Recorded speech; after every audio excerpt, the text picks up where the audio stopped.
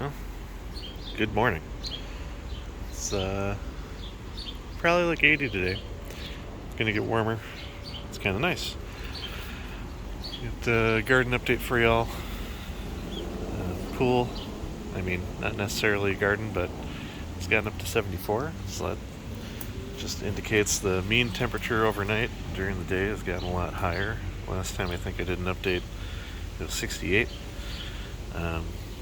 We've got still a stack of plants that need a home, but got some promising options there. A friend of mine, their boss, might want to start a garden and might take some off my hands, so that'll be cool. I don't know if this is interesting to anyone, but this is a tomato. And he's always been this way, or she, whatever. I don't know. I assume that's genetic, not a disease, because it's been this way since it was a seedling. Just a really weird bro. Yeah, it's been kind of interesting watching it grow. I mean, just like look at some of the weird leaf structure on here. Like that is so strange. I don't. Weird. Anyway, all right, let's get on with it then. I'll try to keep this one a little shorter. I know not everyone, I mean, not even myself, enjoys watching half-hour videos. At least that are no effort. So we've got the peanuts are springing back. I think this one got clipped by a bunny again. But yeah, we've got jumbo peanut. This one here is Spanish. And then this guy here is, what is that? Wild jungle peanut? Okay. Well, my handwriting wasn't good on that one. Horseradish still living its best life. We have, way too much water in that guy. Had to actually turn on the irrigation last night for the first time since I set it up in spring, because we've actually had some fairly dry weather. I haven't actually been out here to look since, but lavender seems good. Still alive at least. So this blueberry, the pink lemonade blueberry, put out some new growth. So I think that means it's about time to transplant it. It can probably handle that stress. The honeyberry I showed in the last update put on some new growth too, so I think it's time to move it into a permanent spot. Kind of cool, the black devil pansy. Now you can actually see some of the flowers. That's pretty cool. I think I like that. Prairie fire still, doing its thing. Got a whole bunch of peppers growing on here. It's kind of interesting how, like, the Costa Rican pepper has this interesting habit where it curls. Not sure if that's what it's supposed to do. But you can see a few of them here are doing that. This one actually looks pretty normal. Is that a? Yeah, that's a Costa Rican. Huh. So I guess some grow straight. But yeah, that's what we got going there. What else we got weird over here? So yeah, this is a tomatillo. Tomatillos don't make that shape. At least not normally. This is a new tomatillo that I haven't grown before, so maybe that's its deal. It's that Chupande Molinalgo that I mentioned in a previous video. Which, thanks for the 5 of you that subscribed. Hopefully I'm not wasting your time. But yeah, I don't know. So this is a little mini purple cauliflower trying to grow. Those things are so cute. Let's see, we got not really a lot going on in this bed over here. I think it's just been too wet. Finally, the bunching onions are putting on some size. More of the things that need to be adopted. Grapes, not really doing anything. I amended the soil with some acidifier because I noticed the soil was a little basic, so hopefully that'll help them get moving. It certainly has helped this Frontenac that was slow. It hasn't really, well, I suppose it's sped up this one over here, but not a lot. Again, that could just be the dry weather. Finally given some space for stuff to thrive. But yeah, strawberries are doing really well. So yeah, tomatoes have definitely benefited from the weather lately. The warming up and drying out, they've really been just exploding. So these are the Prairie Fire. Just tons and tons of fruit setting on this guy.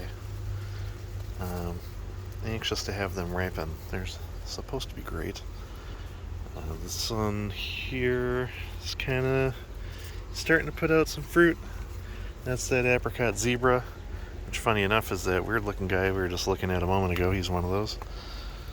And then the tomatillo here.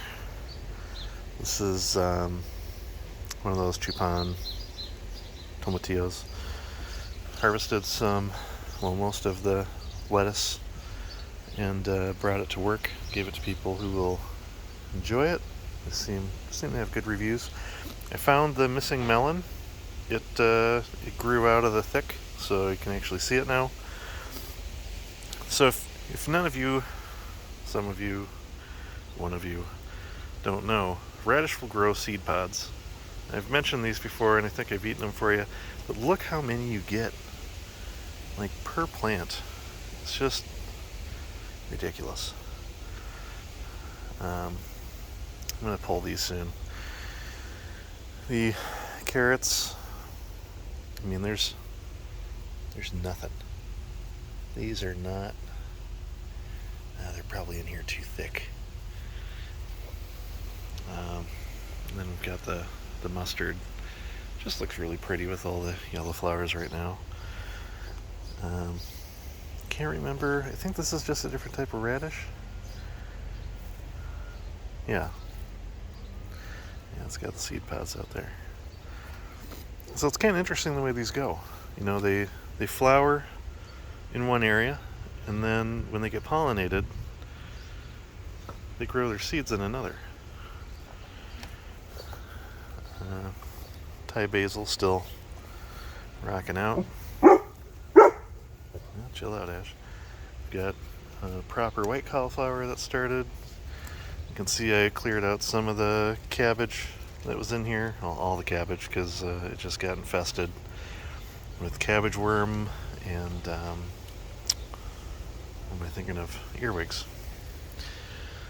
So the garlic has had a little more room to thrive. We've got a dill over there. The onions I went through and pruned, but they're not happy. This is a different purple cauliflower than the one I showed last time, so this one's ready to come out. And then that should really open up this corner of the bed. Let's see. So this is more of that purple cauliflower. This one, I'm not sure what's going on with it. It's looked like this since it started developing. It's just not the same. Yeah, it just does not look anything like the other one in terms of how the head develops. You know, this is what it would normally look like here. So, Ash, cut it out, dude. People have a right to walk around. It's not like they're in our yard. But yeah, I cleared out the cabbages here too. Alright, dude. Stop it. Cut it out. The onions over here look a little better, but I mean, it's nothing to get excited about. More of the dill. You may notice, like, every now and then I've got an asparagus just tucked into a bed. Kale is doing great. We've got the melons are finally reaching the trellis. This one here, the small Persian, is just taking forever. The thyme, so I haven't really grown a lot of thyme, but it's kind of interesting how it just kind of crawls all over. That's kind of neat. What's this? I got, oh, that's just a weed in there I need to take out.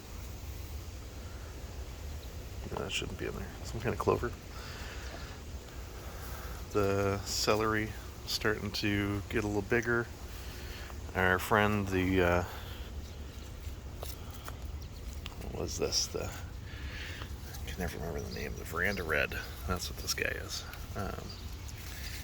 It is doing its little stocky life thing, and it just is full of tomatoes. And actually, it looks like one is ready to go, or at least close enough to pull. So there we go. Veranda Red, the first tomato to deliver. Looks like we've got another one under there. If I can, this thing is just such a tight growing habit. It's just like impossible to get in there and get the tomatoes out. I might have to thin the leaves on this just to make it a little more manageable. But man, so every time I touch that thing, it smells so great. I don't get it. Why does it smell so good? But yeah, these are getting really tall. So the midnight snack is, putting out tons and tons of fruit as well. It's a pretty prolific producer, kind of cherry tomato. This is the yellow oxheart in the middle, and it's putting on a ton of growth, but it's not really putting on any fruit yet. But so I thought maybe this midnight snack was behaving differently, but I think it's just with how shady it's been in this part of the garden. You can see midnight snack gets this kind of sunburn. It's supposed to be high in antioxidants, but yeah, just really kind of novel, different type of tomato. It's a family favorite. We've got the carrots, next set of carrots I was going to try that my friends gave me. You can see it's finally gotten warm enough that cicadas have come out of the ground, although we haven't had many. Got the watermelon starting to take off. Yeah, the Brussels sprouts are getting bigger. I actually harvested a bunch of leaves from these and had them in a bacon scramble. It was really good. Nice sweet leaves. Throwing tomatoes around.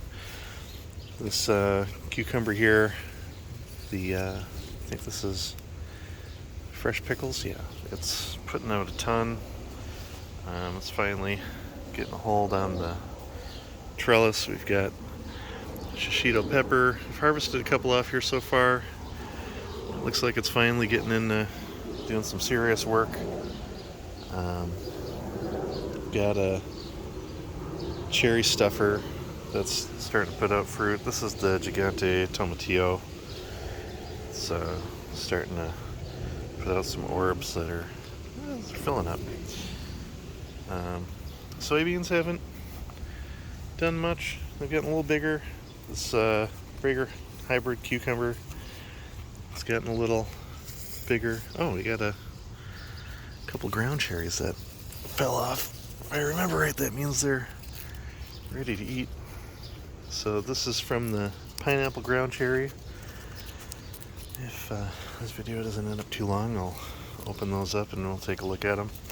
And this is the pick a bushel cucumber over here, and then the Aunt Molly ground cherry here, which has some fruits on it. This is the Honey Plus hybrid cucumber. Probably the biggest cucumbers we have out here right now in terms of vine growth. So that's promising. I got a couple peppers off this Thai chili the other day. They were okay. The flavor's not really there yet. I think it's just this year's kind of sucked. And this is that Costa Rican hybrid, and it's actually got a straight pepper in it, so it's proven me wrong already. But yeah, otherwise, I think this is Mad Hatter just based on its size, I'm gonna guess. Yeah, it's Mad Hatter. So Mad Hatter, this plant gets huge, and then it cranks out a ton of peppers.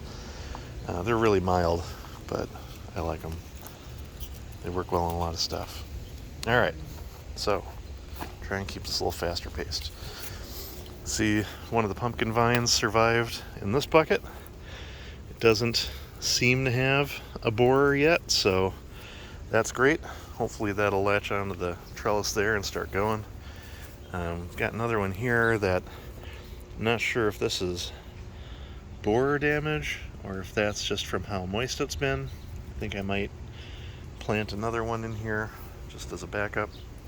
The potatoes have taken off. The healing game on them is just endless. We've got Bloody Butcher tomato here, setting out some fruits. The Cherry Baby hybrid putting out some fruits. And then, I don't know why, squirrels keep digging in this yellow pear tomato, but it's finally putting out some fruits as well. It's another family favorite. Got weird mushrooms in this bed over here, but you can see the names. The fig is starting to pick up. The rose is putting out some more. And yeah, these flowers are just so pretty. We missed the peak on the calendula, but those orange flowers are really cool. All right. Faster. Keep it up. We got plum's not doing much. Nothing really to talk about there. Peach is moving along. They're getting a little bigger, kind of size comparison there. Really excited. Tree's leaning though. I'm not really sure what to do about that. The whole tree is just kind of falling over. You can see I threw a lot of the punky cabbage at the bottom there. It's kind of a chop and drop strategy. And then go for the front yard update. Stay close, Ash. You got blackberries haven't ripened yet. The gooseberries. Ash, no. Leave the rabbit alone. Good boy. The gooseberries finally ripe, nice and sweet, with that weird gooseberry flavor that I think you really either love or hate. Raspberries have just been gonzo. Blueberries finished fruiting, at least for the cycle they were on.